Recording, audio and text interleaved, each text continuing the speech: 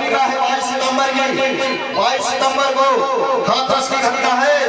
मैं इसलिए इस घटना को बताना चाहता हूँ कि पाखंड ने हमको कैसे लूटा है कि 22 सितंबर को एक स्कूल का प्रिंसिपल आवासीय विद्यालय में मौर्य समाज का 11 साल का बच्चा पढ़ रहा था। उस बच्चे को रात्रि के अंधेरे में वो ले जाकर के उसकी हत्या कर देता है, बलि चढ़ा देता है। तो इसलिए करता है कि विद्यालय हमारा बलि चढ़ाने से सक्सेस हो जाएगा, कामयाब हो जाएगा। ये पाखंड शिक्षा के अंदर फैलाया जा रहा है। ऐसा पाखंड हुआ कि हाथरस में इस बच्चे की जान चली गई। ये कि शिक्षा के मंदिर में हत्या कर दी गई। इतना बड़ा जघन्य अपराध है। कहीं पर हमें मार दिया जा रहा है। मनवादी विचारधारा के अंतर्गत शिक्षा के नाम पर बलि चढ़ा दी जाती है, तो कहीं हमें पानी पीने पे मजबूर किया जा रहा है, कहीं हमें होली पे चढ़ने से मजबूर किया जा रहा है, तो कहीं हमें बराबर बैठने से मजबूर किया जा रहा है।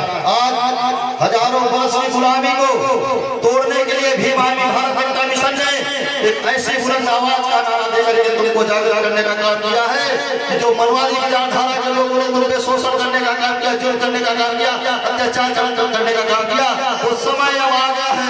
ये बहुजन समाज के लोग, ये भीम आर्मी के लोग तुम्हारी गुलामी को बर्दाश्त नहीं करेंगे। क्योंकि बाबा साहब डॉक्टर भीमराव अम्बेडकर ने संविधान का 330-342 में सीधे सीधे लिखा है इस देश के जो बहुजन समाज के लोग हैं, एसटी ओबीसी के लोग हैं, इस देश के मूल निवासी हैं। इस देश के मूल निवासी होने के नाते हम इस देश के शासक हैं और हम इन गुलामी की जंजीरों को तोड़ देंगे। ये हमारा समाज बर्दाश्त नहीं करेगा, ये मनवाद की गुलामी नहीं करेगा। जल्द ही ये शासन सत्ता पे कब्जा करने का काम करेंगे। इसलिए कहना है कि माताओं बहनों जागृति लाओ, शिक्षा की तरफ ध्यान देने के साथ साथ अपनी वोट की तरफ विशेष ध्यान दो। आने वाले 27 विधानसभा चुनाव में भीम आर्मी के साथ इतनी मेहनत करो। इस विधानसभा से लेकर के पूरे जिले में हम अधिक से अधिक सीटें जीत करके विधानसभा निकाल से लेकर के पूरे जिले में जीत करके उत्तर प्रदेश के विधानसभा में भेजने का काम करेंगे। तो हमारी सरकार बनेगी। जिस समय हमारी सरकार बनेगी तो मैं दावे के साथ कह रहा हूं, उत्तर प्रदेश के अंदर जो जंगल राज कायम है, जो हमारे बहनों के साथ अत्याचार किया जा रहा है, उनको न्याय नहीं मिल रहा है, हमारी बात नहीं सुनी जा रही है, ऐसे लोगों को हमको सबक सिखाने का काम करेंगे। क्योंकि नस्लें भी याद करेंगे कि इस देश के शासन के साथ हमने कितना बड़ा अन्याय किया है। ये धन कहना है कि जिसमें सत्ता की चाह नहीं वो बढ़िया इंसान नहीं, समता बिना समाज नहीं, बिन समाज जंगाज नहीं। जो जमीन को जोते होवे वो जमीन का मालिक होवे। सबको शिक्षा सबको काम, वरना हो भी नींद हराम। राष्ट्रपति हो या चपरासी की संतान, सबको शिक्षा एक समान। सबको शिक्षा दे सके वो सरकार निकम्मी है, और जो सरकार निकम्मी है वो सरकार बदलनी है। ये काम करना है हमको।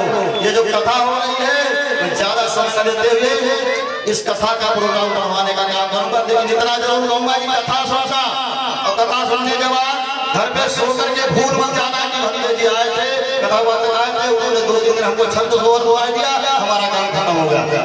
ये परिवर्तन की कथा है। ये उस महापुरुष की कथा सुनाई जा रही है जिसने तुम्हें इस लायक बनाने के लिए अपना जीवन पूरा बर्बाद कर दिया, कुर्बान कर दिया। उन्होंने सुख नहीं देखा, अपने सुख को, तुम्हारे दुख को अपना सुख समझ करके पूरे जीवन तुम्हारी लड़ाई लड़ने का काम किया। ऐसे महापुरुषों की कुर्बानी को व्यर्थ नहीं जाने देंगे।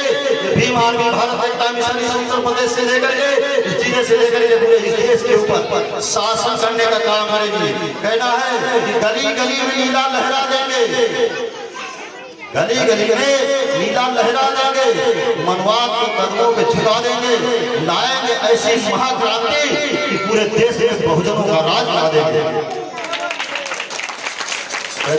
तेरी खैर नहीं, बूंदों ने बगावत कर ली है। अब समय आ गया है कि कहना है दरिया तेरी खैर नहीं, बूंदों ने बगावत कर ली है। नादान समझ बुद्धिन को लहरों ने बगावत कर ली है।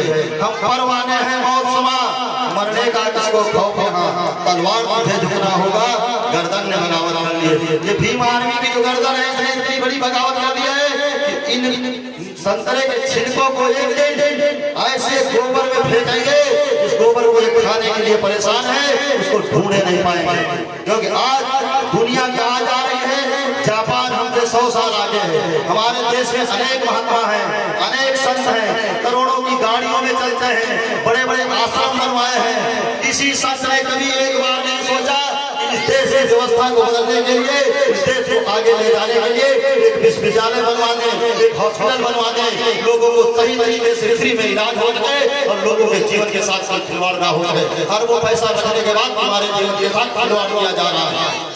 कोई स्कूल नहीं बनवाया जा रहा है, कोई कॉलेज नहीं बनवाया जा रहा है, इसलिए तुमको अनपढ़ गंवार बना करके 5 किलो राशन पे डिपेंड करने के बाद तुम्हारी मानसिक गुलामी के साथ साथ पूरा को सारे गुलाम बनाने की व्यवस्था कायम की जा रही है। इसलिए ऐसे लोगों से सावधान होकर के प्राइमरी शिक्षा में ही ध्यान दीजिए और सही तरीके से अपने गांव में पढ़े लिखे व्यक्ति से अपने बच्चों को कोचिंग पढ़वा करके आगे अपने परिवार को बढ़ाने के साथ साथ देश उस बच्चे का योगदान जो समाज होने वाला उसमें भी उसकी भूमिका निभाने के लिए उसे मजबूत बनाने का काम करेंगे। क्योंकि आज वो दौर है कि हमें 70-75 साल ये और 3000 बंद व्यवस्था के उनको झेलने के बाद हमारे महापुरुषों ने खींच करके हमें यहाँ लाने का काम किया। आज हम उस स्टेज पे खड़े हैं कि जहाँ पे हमारे सामने सिर्फ एक अंधकार नजर आ रहा है। इस अंधकार की वजह से हमारे समाज का शोषण होता हुआ दिखाई दे रहा है। सारा निजीकरण किया जा रहा है। ये निजीकरण की व्यवस्था में तुम्हारा आरक्षण खाया जा रहा है और तुम्हें आगे बढ़ने के अवसर से मुक्त किया जा रहा है ताकि तुम वहां तक न पहुंच सको। ये व्यवस्था कायम की जा रही है। भारत के संविधान में बाबा साहब डॉक्टर भीमराव अम्बेडकर जी ने इस देश के सभी नागरिकों को स्वास्थ्य, शिक्षा, चिकित्सा और घर सारी व्यवस्थाएं आपका अधिकार के लिए दिया है। आपका एक ऐसा अधिकार है जो प्रत्येक गवर्नमेंट की जिम्मेदारी है। आपके स्वास्थ्य का ध्यान रखना, आपकी शिक्षा का ध्यान रखना, आपके मकान घर की व्यवस्था, रोड की व्यवस्था, परंतु इसके साथ साथ किसी से काम नहीं किया, किसी ने तुम्हारी शिक्षा की तरफ देखने का काम नहीं किया। काम तो किया जा रहा है, काम किया जा रहा है। आप लोग देख रहे हैं ऐसे आविष्कार हो रहे हैं जो आविष्कार कभी होने वाले नहीं। मुझसे कहना हम गलत भी मानते हैं ऐसे चीजों को। इसलिए आप लोग